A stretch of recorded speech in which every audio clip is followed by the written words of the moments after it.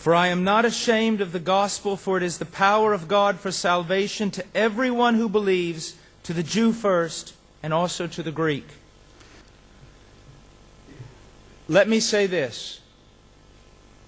Paul's flesh had every reason to be ashamed of the gospel, because the true gospel of Jesus Christ contradicts every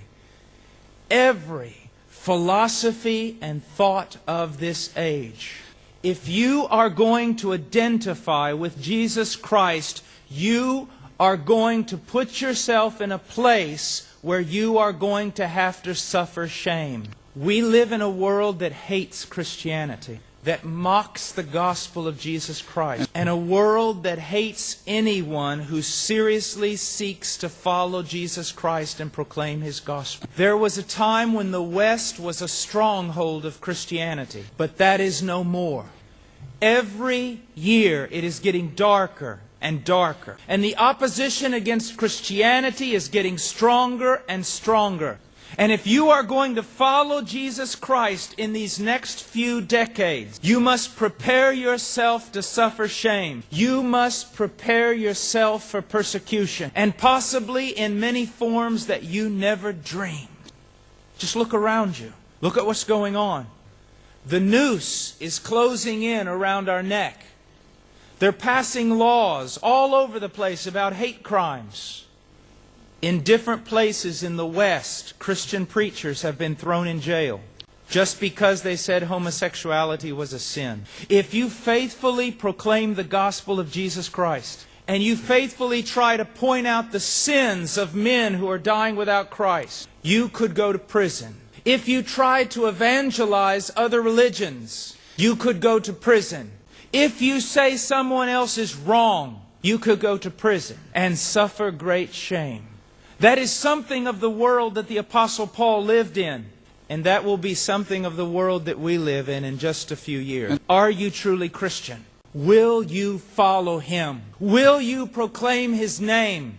Will you rebuke the nations for their sin, even though it cost you your job, even though it cost you your family, even though it cost you your freedom, even though it cost you your life?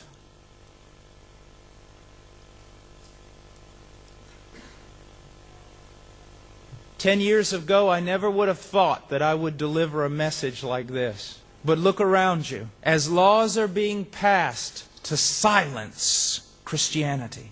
Now, when they silence us, or they attempt to, realize this.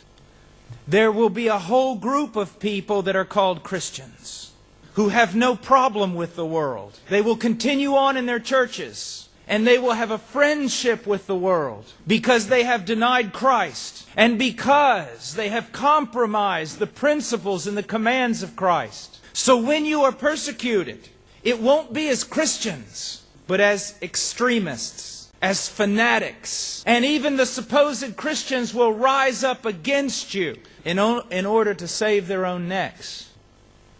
I remember during the war in Peru, one pastor in Peru got up to share with the other pastors. And he said this, "Brothers, it has been appointed unto us to suffer." And I'm telling you the same. And you're going to have to make a decision. Are you really going to walk with Christ? Are you really going to proclaim His name? Or will you compromise?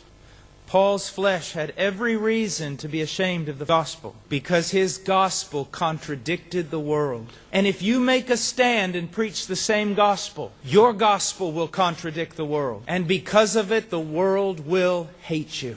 But fear not, for Christ has overcome the world. Now we still have freedom. While we have freedom, we must work. We must preach the gospel. We must pray.